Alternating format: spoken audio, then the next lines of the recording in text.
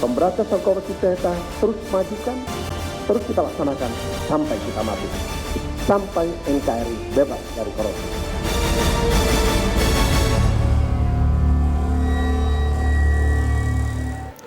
Banyak yang mempertanyakan seberapa tajam sekarang taring KPK untuk bisa mengungkap kasus-kasus korupsi di tanah air setelah lebih dari 1.200 pegawai KPK ini kemudian beralih statusnya menjadi aparatur sipil negara. Dan juga setelah beberapa insan terbaik KPK, insan senior KPK yang dikenal memiliki integritas tinggi dan juga mengungkap banyak kasus ini kemudian masuk 75 nama yang tidak lolos tes wawasan kebangsaan. Untuk bisa membahas hal ini di samping saya sudah hadir Bang Ruth Sitompul. Selamat malam Bang Ruth. Malam. Bagaimana kabar? Baik Mbak. Baik, dan juga ini sudah hadir bersama kita tentunya via daring untuk bisa bergabung dan juga memberikan pandangannya Pak Hotman Tambunan selaku Kepala Satgas Pembelajaran Internal Komisi Pemberantasan Korupsi atau KPK. Selamat malam Pak Hotman. Selamat malam Bu Putri, selamat malam Pak Puhut. Baik, Pak Hotman, ini kan Pak Hotman termasuk salah satu nama yang ada di daftar 75 orang yang tidak lolos tes wawasan kebangsaan, itu betul Pak? Benar Ibu Putri. Baik, Pak Hotman, ini sebenarnya menurut pandangan Pak Hotman sendiri, apalagi Pak Hotman juga menjalani tes itu, kurangnya di mana, salahnya di mana sehingga bisa masuk daftar itu? Saya juga tidak paham Bu Putri kurangnya di mana kalau dilihat dari tesnya. Karena kalau dilihat dari pelatihan-pelatihan kita tentang wawasan kebangsaan ini, telah kita lakukan ini sejak saya dulu waktu SD. Bahkan penataran-penataran P4 yang kita lakukan itu, baik itu berupa cerdas cermat itu, kita juga sudah malah kita ikut kepala juara dulu waktu tentang cerdas cermat. Jadi kalau dibilang misalnya tentang pengetahuan tentang wawasan kebangsaan, tentang 4 pilar berbangsa, Pancasila, Undang-Undang 45, NKRI dan Bhinneka Tunggal Ika, kalau dari sisi yang saya pahami dan yang saya ketahui, itu sudah kita pahami. Itu yang menjadi pertanyaan buat kita. Apa kurangnya kita dalam proses wawasan kebangsaan ini? Justru itulah kita meminta untuk dibuka secara terbuka dan secara transparan tentang kekurangan kita di bidang wawasan kebangsaan.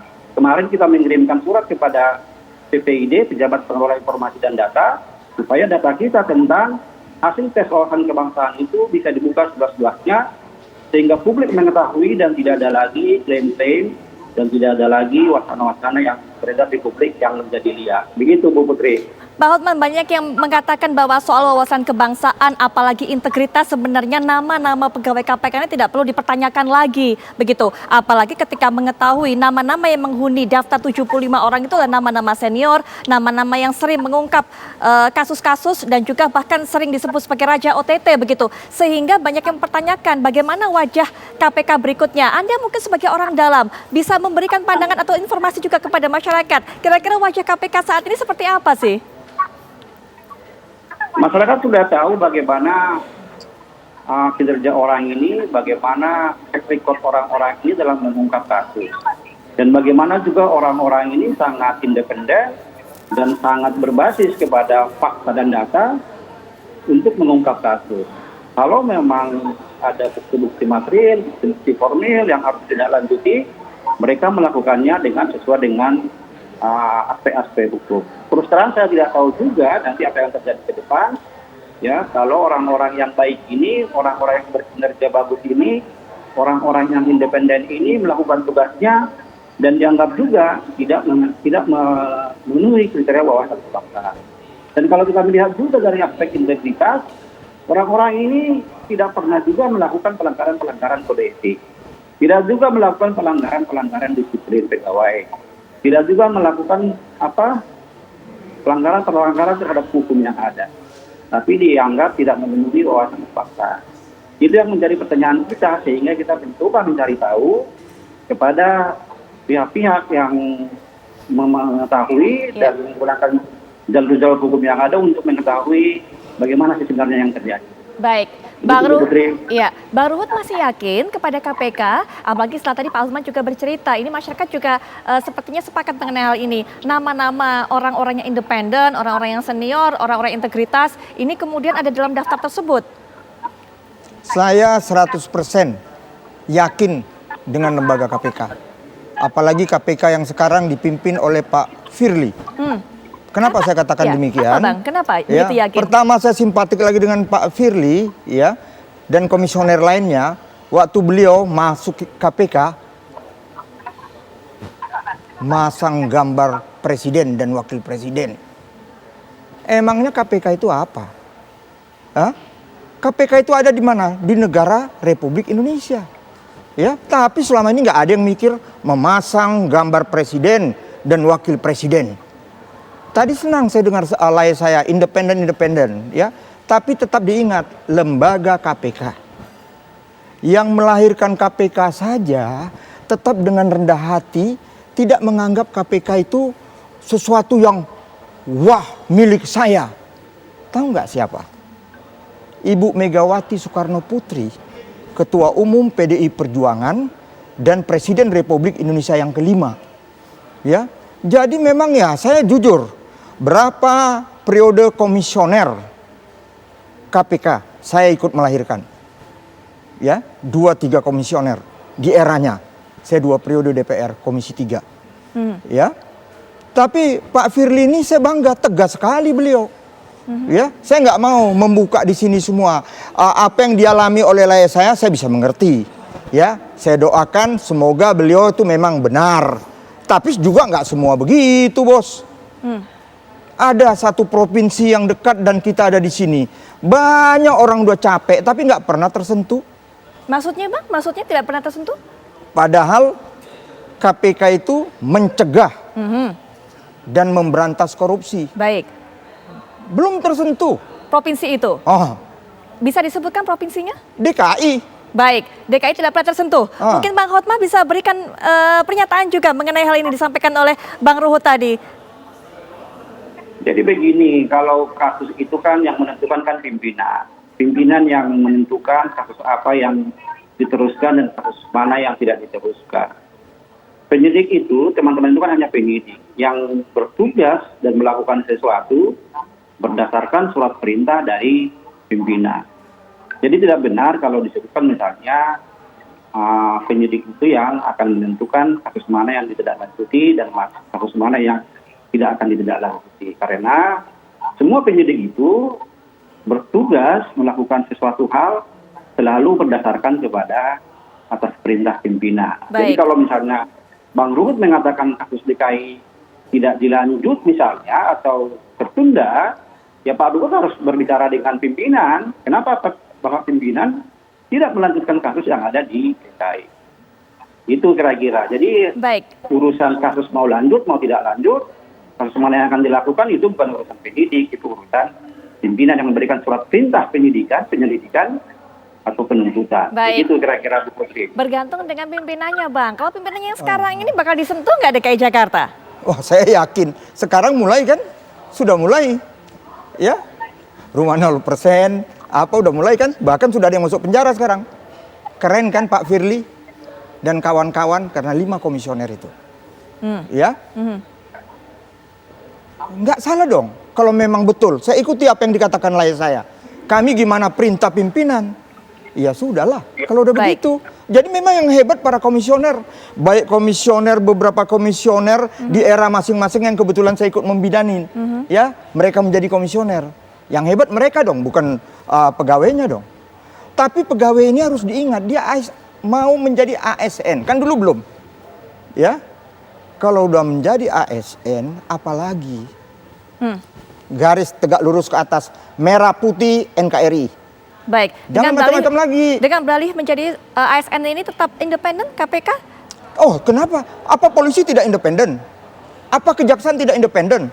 Apa pengadilan benteng kita mencari keadilan tidak independen? Nah, kita break dulu. Kita akan jeda, tahan dulu sampai di situ Bang Ruhut. Nanti Yalah ya, maafkan daku lah ya. Pak Hotma juga bisa berikan tanggapan, tapi setelah jeda berikut ini kita segera kembali.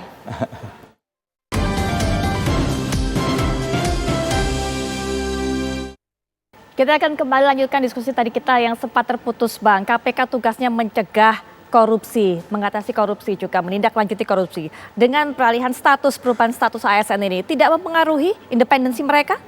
Sama sekali tidak. Kita harus menghormati profesionalisme. Itu yang selalu ditanamkan Presiden kita Bapak Joko Widodo. Ya, itu yang selalu ditanamkan beliau. Jadi kita hormati, kita salut dengan kawan-kawan penyidik yang profesional melaksanakan tugasnya. Kita acung jempol. Ya, begitu juga yang lain-lain. Ya, tetapi perlu ini memang ya mungkin saya nggak tahu ya. Ada juga mungkin waktu kelahiran itu kan yang diangkat kan KPK, Komisi Pemberantasan Korupsi, kan gitu. Ya, mestinya kalau saya KPPK. Artinya? Pencegahan jangan lupa. Oke. Selama ini tidak menjalankan tugasnya untuk mencegah Pencegahan KPK ini? Ini kita bangga aja OTT ini, OTT itu, OTT.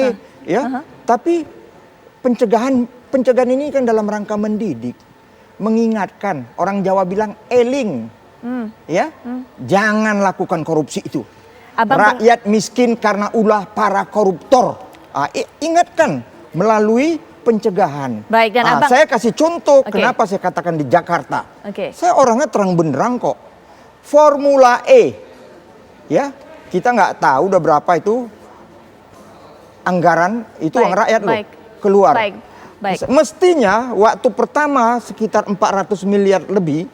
Di situ KPK udah turun dong. Baik Bang. Tapi kita udah dengar ada lagi pembayaran lain. Bahkan nggak tahu nih. Baik Bang. Dengar sampai 1T kan ngeri. Kita akan fokus pada pencegahan. Pak Homa gimana melihatnya ini? Ternyata KPK selama ini yang diisi oleh sosok-sosok yang penuh integritas tinggi dinilai oleh Bang Ruhut belum menjalankan fungsinya dalam hal pencegahan. Sebelum saya jawab itu, saya perlu sedikit menanggapi tadi pernyataan Bapak Ruhut ya. Yang pertama adalah tentang gambar presiden dan wakil presiden. Perlu saya sampaikan bahwa berdasarkan Undang-Undang Nomor 24 Tahun 2009 tentang bendera, bahasa, lambang negara dan lagu kebangsaan itu sangat kita pahami. Dan kita juga sangat memahami bagaimana penempatan lambang-lambang negara ini, gambar presiden, wakil presiden di gedung-gedung KPK. Bahkan warna gedung kita pun warna merah putih. Jadi kalau Bapak Ruhut di lobi kita itu ada di situ patung burung Garuda yang sangat besar. Ya, jadi kita menempatkan di ruang-ruang KPK itu, di sana itu ada bendera, ada burung Garuda, ada gambar presiden sebelah kiri dan kanan. Itu sesuai dengan ketentuan yang berlaku. Itu yang pertama. Yang kedua adalah, akan seperti ada di masyarakat yang mengatakan bahwa yang menentukan kasus itu adalah penyidik. Misalnya, kasus DKI tidak lanjut karena ada di sana Novel Baswedan. Itu yang terjadi di persepsi di publik. Padahal sebenarnya kalau misalnya Bang Ruhut ingin kasus DKI yang tadi ditindaklanjuti, tinggal pimpinan kasih sprindik kepada penyidik. Maka penyidik akan menindaklanjuti itu kalau ada buktinya. Itu yang kita pahami. Jadi bukan penyidiknya yang menentukan mana kasus yang lanjut. Tapi itu tergantung kepada pimpinan. Silahkan pimpinan memberikan surat tugas, surat perintah kepada penyidik, dan kalau ada buktinya, maka penyidik melakukan itu karena memang penyidik bergerak, bertindak atas perintah pimpinan. Baik. Begitu kira-kira. Baik, Bang Ruhut mungkin singkat saja penutup karena terbatasnya waktu juga. Apa yang diharapkan terhadap KPK dengan wajah baru ini? Wajah baru ini saya terima kasih karena jangan sampai ada negara di dalam negara. Itu pantang. Baik. Ya, di negara yang ideologinya Pancasila. Baik, Bang Ruhut. Ya. Kita akan lihat nanti bagaimana ke depannya. Saya mohon itu. Jadi apa yang dilakukan Pak Firly, saya angkat topi. Dan kawan-kawan ingat juga, jangan diangkat masalah wawasan Nusantara ini. Ingat juga, tadi udah mensetir undang-undang peraturan. Baik, untuk jadi pegawai negeri umur berapa? Baik, kawan-kawan umur kalian berapa? Udah lewat. Jadi tolonglah ya. Jadi sama-sama semangat kebersamaan.